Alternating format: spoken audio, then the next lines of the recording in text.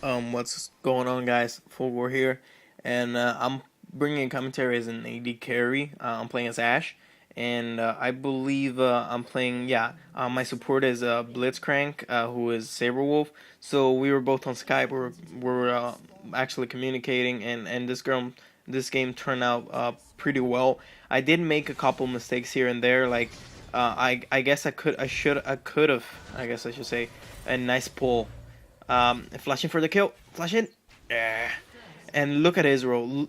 Israel doesn't stand a chance against me on a 1v1. So basically, this game should have been flawless. However, a couple mistakes here and there messed me up. And this is one of those mistakes. I don't have boots, so I can't catch up to Israel.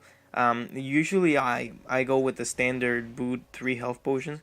But for whatever reason, this day I decided to pick up Dorn's Blade. It's not one of my favorite items, but I heard it's really good for AD carries, so I decided to try it out.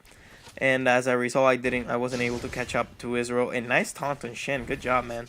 And the exhaust comes out way too late, and I'm just gonna get out of there. And so, yeah, I make a couple mistakes here and there. I do believe they're very newbie mistakes. However, I feel like a person watching this can actually learn from those mistakes and improve their game. So I'm just gonna keep. I'm not gonna fast forward. I'm only gonna fast forward the laning phase, which I suck at. I mean, if you ask any good AD carry what the most important part of the lane phase is, they won't say it's getting the kills. They won't say it's making sure the ganks work out. It's farming. Farming is the most important key, especially as an AD carry, because as an AD carry, you have very expensive items to acquire. And if you're like me and you're terrible at last hitting, then it's just not gonna work out as well. I mean, I do get this game turned out pretty well, but I feel like if I could have farmed better, this game would have turned out a lot better than it did. So basically, the way I farm and the way I guess the way I've been training myself to farm is constantly holding the S button and wait for the minions to get low and then last hit them. Oh, well, and by the way, I believe I go AFK for a few seconds here. Yeah, I wanted to go to the bathroom and take a piss, so sorry about that. But yeah, as an AD carry, last hitting is very important, and honestly, last hitting as an AD carry is not very difficult because of the damage you have. However, I mean, when you're not used to it, personally, I'm not used to it. Usually, I'm solo top, so I don't really have a lot of trouble farming. I just get in there and do all the damage.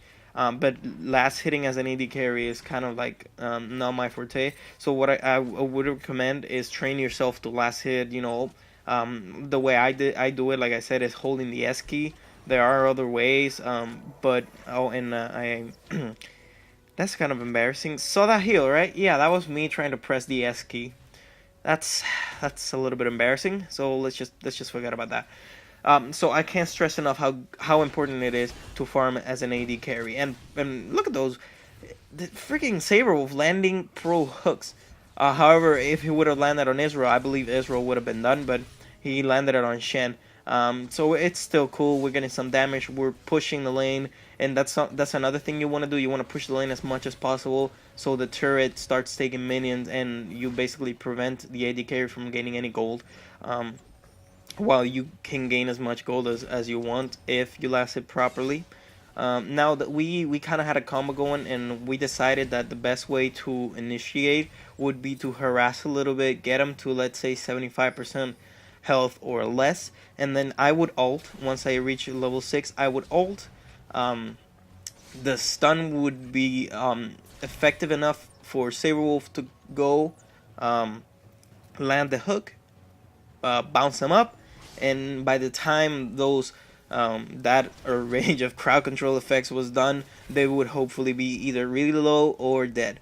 And you see that actually works out. I feel like Blitz is one of those supports that can help literally anybody. And it's just he's really annoying. I'm not gonna say he's like balanced or anything. I don't like Blitz. He's extremely annoying. but he is very beneficial to the team. And right here we saw Shyvana coming because we have ward coverage. However, as soon as we saw Shen, we felt like we could fight that. Israel is not doing a lot of damage, and he's actually very squishy at this point. So we felt like we could initiate on Shyvana and then immediately switch to Israel. But as soon as Shen came in, then that's a big no-no.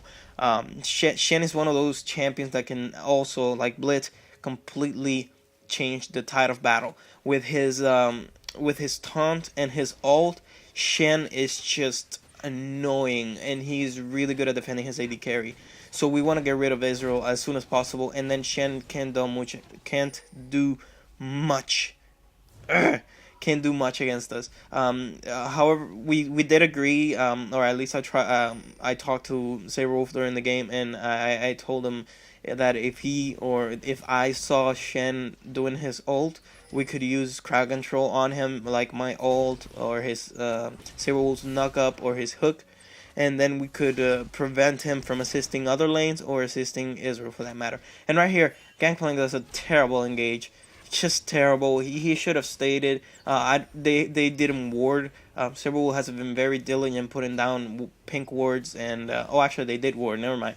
But Saberwolf was very diligent putting pink wards and regular wards, and have discovered that ward coverage around Dragon and around Baron is actually more important than it might seem, mainly because you can force team fights, not necessarily wait for them to try to obtain those objectives, but just pretend like you're doing the objectives and force a team fight, especially when you know you have the upper hand. So we're at a point where Israel and Shen realize that we are actually doing a lot of damage, and here comes the combo. He knocks him up. I immediately use my ult. We keep him locked down for a few seconds, and luckily I pick up the kill with a couple of auto attacks. If I wasn't in range, he would have probably made it out thanks to his taunt. But it worked out, and fail pull. But you can't always land those hooks. And here comes Fizz. We were actually, me and Sarah were actually kind of disappointed in our mid because, well, first of all, he didn't do bad. Brand was actually very, very good during this game. Nice pull. And even though he used Playful Trickster, I still hit him with volley. He was very diligent at his lane. He pushed out the lane very well, but Brand never called me. I believe Fisk came down to our lane a couple of times, and that kind of sucks. It's because you want to have League of Legends is one of those games that emphasizes a lot on teamwork, and if you don't have that teamwork, if you don't have the communication skills, then it's not gonna work out as well as you plan on. And we want to tower dive. However, at this point we realize we're all very squishy. Gangplank doesn't want to tower dive. I don't want to tower dive, and Saber doesn't want to tower dive. So we're gonna play it safe. We're just gonna push out the lane a little bit, and due to the fact that even though he didn't call Mia, he did pick up the turret at mid. So I guess it's all forgiven. And right now we don't want to fight this. Fizz is gonna babysit. I'm gonna heal, and here's when shit is about to go down. Fizz and Israel are very low. However, they do have Arcane Shift and Playful Trickster. Nice pull. I pick up the kill with an auto attack. Fizz, I try to stay away from the range of Fish's ult, and Gangplank does a nice ultimate, basically closing off their escape. Brand comes down, uses his ulti, and slowly but surely we whittle him down enough for me to pick up a triple kill.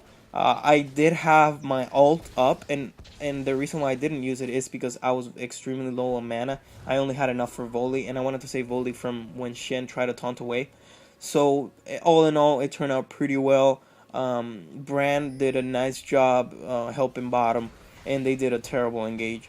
I mean, you wanna use Ashe's abilities as much as you can. I'm not very fond of Ashe's E, which its main effect is basically revealing a certain part of the map. However, I am very fond of the kiting potential Ashe has, which is I'll fail fish. And right here, if it would have landed a hook on somebody, if Saber would have landed a hook on somebody, they would have been dead. However, I do believe it was on cooldown. And I remember this is a terrible engage. I stunned Israel under the Gangplank ult. However, like I've said previously, Gangplank's ult is so unreliable. And right here comes Shyvana. I try to stay back because I don't want to get jumped by the jungler. And I don't have much mana. So, oh, like I was saying, you want to take advantage of Ashe's kiting potential. The fact that volley slows target, the fact that your Q slows target, you want to really use your crowd control effects to really push your wow, and that was a really nice ult, to really like take advantage of them, especially when you have some more crowd control in your team, like a Zion or a Blitzcrank that can really make a number on the enemy team. And Brand tower diving like a boss. I believe he picks up the kill on Fizz, or not. Oh well, I'm getting shot like a mofo, so I'm very squishy. So I can't partake on the following the targets and eliminating them. So I'm just gonna play it safe. I'm gonna stay back. If the turret would have been attacking another minion, I could have probably gone up there. But no luck. So I guess I should talk a little bit about the build. I go with Ashe. It's a very standard AD carry build. Nothing too fancy. So I like to rush BS sword as quick as possible. And right here, Blitz with those ward coverage, really preventing the enemy team from having vision in our side of the map. So good job on that. So yeah, I like to rush BS sword as much as possible. Oh, and right here, I remember this. We get engaged on, and I Fizz's ult really did a number on me. I got exhausted. However, Ashe's kiting potential. I'm just going back. I'm just baiting them, landing a couple of hits, long enough for Brand to come down and really decimate it. Now right here, I'm getting greedy. I want that kill on Fizz, and as a result, I get killed. Brand picks up the kill. What I should have done is be a good teammate and let Brand really start attacking Fizz, and then out of nowhere come use volley and kill steal, because that's what you should do as an AD carry. However, I did get greedy, and that's not something rare at all. It happens to people all the time, where if you're doing good, you really want to take advantage of that. You really want to go for the kills, get fed, and what ends up happening is you try to get into fights that you're not sure if you can come out on top. And nice hook on Israel. He was screwed either way because I did have my ult, but I was saving it for if he did try to run away. I pick up the kill on Shen, and Shyvana is gonna try to engage on Blitz. However, Blitz starts kiting Shyvana around, and Brand is top. Yeah. So he just starts kiting. Shyvana eventually gives up and keeps going straight. And I'm just standing here in case somebody comes. I can volley and slow them, perhaps land a hook, and we can take the kill. Now we kind of want to take the turret. I mean during this game I wanted to take the turret, but Cyril was telling me, nah, don't push the lane. You have a good advantage against Israel. Just keep it that way, and hopefully we can get you fed. And that's exactly what happened. We kept the lane pushed, but never took the turret, and we were sort of causing Israel and Shen to stay bottom, and as a result, they wouldn't be able to push any other lanes, and we could get more kills. And nice job on Shyvana. I believe Shyvana picks up. Yeah, he picked up. Sorry, I'm not paying a lot of attention, but she did pick up a kill. And here comes Riven. No Mia again. No Mia. There was a lot of fails in this team. Nobody called Mia on Riven. I don't even know how she got here. I try to get away, but I have no mana. I believe I only had enough mana for one volley, and by the time it got to that point, I died. Like right here, at this point where I died is that I had enough for volley. In any other situation, I would have been just shooting, turning around, landing a couple of basic attacks on Riven, and slowing her, and so I could have gotten away. And that ult, as you can see, I got an assist on Fizz. That ult was amazing. I got Fizz, and then my team immediately engaged, and they prolonged the fight long enough for me to come assist, and it was just awesome. And that's the good thing about Ashe, is the fact that her ult is global. However, I did talk about it briefly before. The fact that it's global, it makes you kind of feel obligated to use it in that sort of way, but you don't necessarily have to use it. You can use it at close quarters or whenever you're about to get engaged on. And this is what I'm talking about. In any other situation, I could have probably kited Riven like a lot, but I was unfortunate enough that Riven's stun was too much, and I didn't have any mana. And right here, I get screwed. Fizz has one of the most annoying abilities in the game, Playful Trickster, which he becomes untargetable, and it is very commonly used to dodge ultimates, such as, well, on, let's say, on a 1v1 situation between two different Fizzes, if Fizz lands the ult and the other Fizz can use Playful Trickster, and just like that.